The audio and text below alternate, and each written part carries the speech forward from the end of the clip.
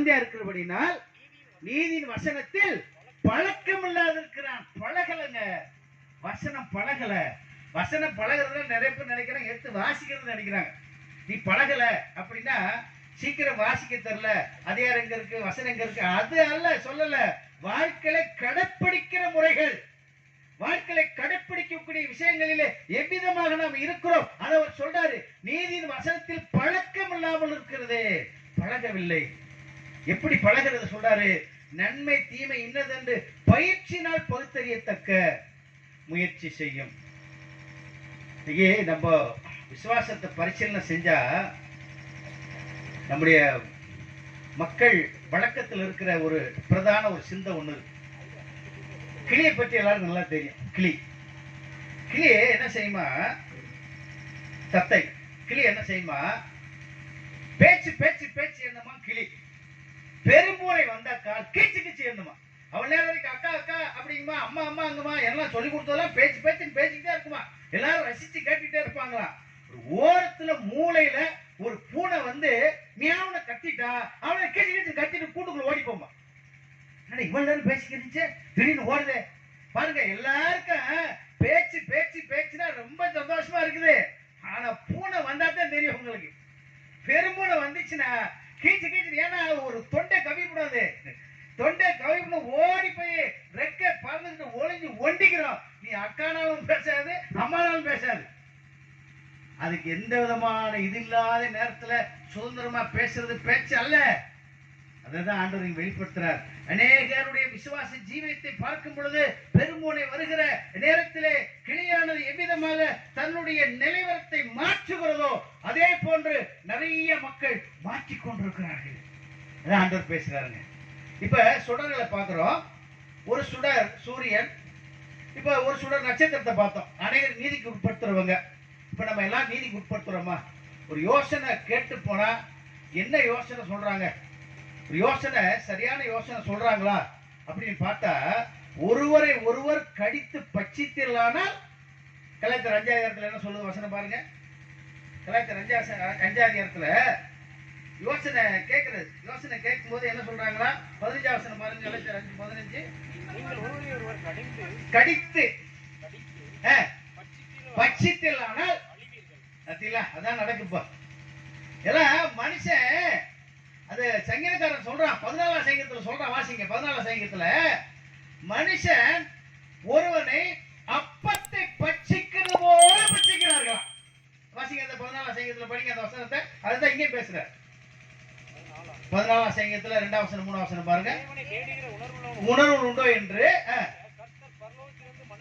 கண்ணோக்கினார், வழி விலகி. சரி, அப்புறம் சரி, அப்புறம் அறிவில்லையோ அப்பத்தை பட்சிக்கிறது போல சாப்பிட்டாங்க, தூக்கி சாப்பிடுறாங்க, தூக்கி அப்படியே சாப்பிட்டு முழுங்கிறாங்க, ஏப்ப விட்டுறாங்க. நிறைய தேவ திட்டங்கள் உடைவதற்கு காரணம் நாம் ஒருவருக்கொருவர் எழும்புகிற அந்த நிலைமை தான் கர்த்தர் உணர்த்துகிறார். திருச்சபைகளிலே, விசுவாச குடும்பங்களிலே நாம் அன்பு செலுத்துகிற விதத்திலே நட்சத்திரத்தை போன்றதான ஒரு வழிநடத்துதல் நமக்கு இருக்கிறதா? நட்சத்திரம்னா நீங்க ஒருவேளை அதை குறிச்சு கூட நீங்க சிந்தனை உங்களுக்கு வரலாம். ஆதியாகமம் புத்தகம் 37ஆம் அதிகாரத்துக்கு நேரம் திருப்பிக் கொள்வோம். இங்கே ஒரு நபர், பிரபலியமான நபர், நமக்கு எல்லாரும் நல்லா தெரியும், யோசேப்பு.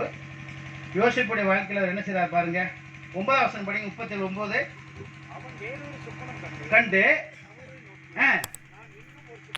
கண்டு சூரியனும் சந்திரனும் 11 நட்சத்திரங்களும் என்னை வணங்கி. இப்ப யாரு இப்ப நல்லா அதுல நீங்க விடை பாருங்க. அடுத்த வருஷம் அவரு அவங்க அப்பா என்ன பதில் சொல்றாரு வாசிங்க. அடுத்த வருஷம் சொன்ன போது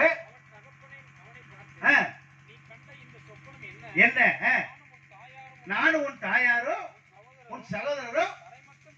பாத்தீங்களா மேட்டர் என்ன பாத்தீங்களா? சூரியன் யாரு? தகப்பன். சந்திரன் யாரு?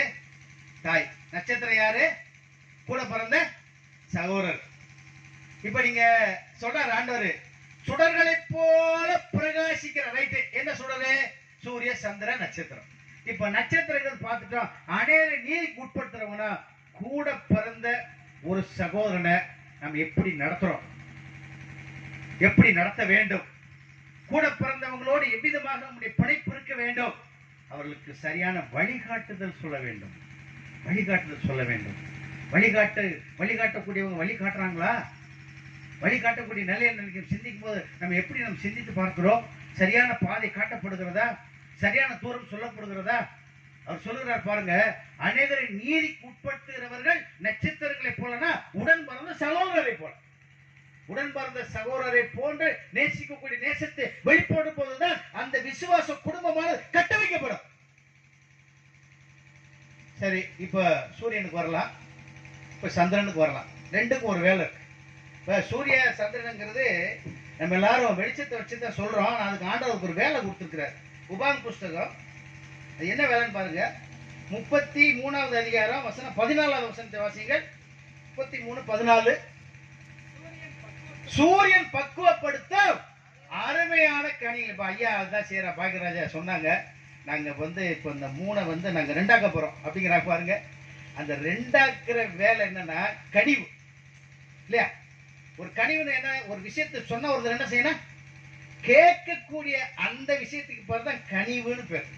கொஞ்சம் கனிஞ்சு வாங்க. இப்படியே காயா போன என்ன அர்த்தம் சொல்றோம்ல? கனிஞ்சு வாங்க. இந்த வேலை யார் செய்யறானா?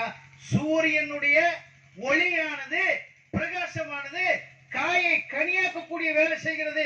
காய் கனியாக இப்போ இயற்கையாகவே வெப்பத்தை கொடுத்து நீங்க கனி ஆக்கலாம். நான் மதுரையில அதிகமா நகரத்துல வாழ்றவே, இந்த மே மாசத்துல பார்த்தா மாம்பழ சீசன் வரும். அந்த நேரம் பார்த்தா ஆஸ்பத்திரியில் ஏகப்பட்ட அட்மிட் டைரியால போயிட்டு தெரியுமா உங்களுக்கு? ஏன் தெரியுமா? இந்த மாங்காய காயில எடுத்துட்டு வந்து இந்த கல்லை வச்சு பழுக்க வச்சு போடுவாங்க. பார்த்தா பழமாத்தான் இருக்க, ஆனா சாப்பிட்டவன வயிற்றால பிடிக்கும்.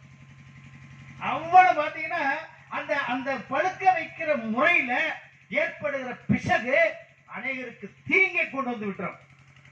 அதே நேரத்துல அது எப்படி அடையாளம் கண்டுபிடிக்கிறதுனா, ஒரு மாம்பழத்தை எடுத்து நம்ம மூக்கால நுகரும் பொழுது மாம்பழத்தின் வாசனை என்ன செய்யணும்? வரணும். அதுதான் இயற்கை பழுத்து. நீங்க அதை எடுத்து பாத்தீங்கன்னா வாசனை வராது. பழம் மஞ்சள் கலர்ல இருக்க, பார்க்க பெருசா இருக்க, பார்க்க அப்படியே கண்ணு மட்டும் பார்த்துட்டு நீங்க வாங்கிட்டு போனீங்கன்னா அப்புறம் நீங்க ராத்திரி மனசு உறங்க மாட்டீங்க. பாருங்க, அவர் சொல்றாரு, அந்த சூரியன் பக்குவப்படுத்தும் அருமையான கனிகளினால்னா அந்த கனிவு அநேகருக்கு வாசனையாக காற்றின் வழியாக கடந்து போய் அதன் மூக்கிலே நுகரும் பொழுது கனிந்து விட்டது என்று தெரியும். அந்த கனிலிருந்து வருகிற வித்திற்கு வருகிற விதை அதுதான் இன்னொரு சந்ததியை உருவாக்கும். ஒரு நல்ல பழத்திலிருந்து வரக்கூடிய அந்த விதை அது என்ன செய்யணும்னா தரையில போட்டா மீண்டும் முளைச்சு என்ன செய்யும்? அது வேறொரு அது செடியோ அல்லது கொடியோ அல்லது மரத்தை உருவாக்கி அதில் பூக்கள் காய்கள் கனிகள் வருவதற்கு சந்ததி விருத்திக்கு பயன்படும். அப்போ அவருடைய வார்த்தை அடுத்த சந்ததி உருவாக்கத்தக்கதான நிலையில கனிவாக இருக்கிறதா?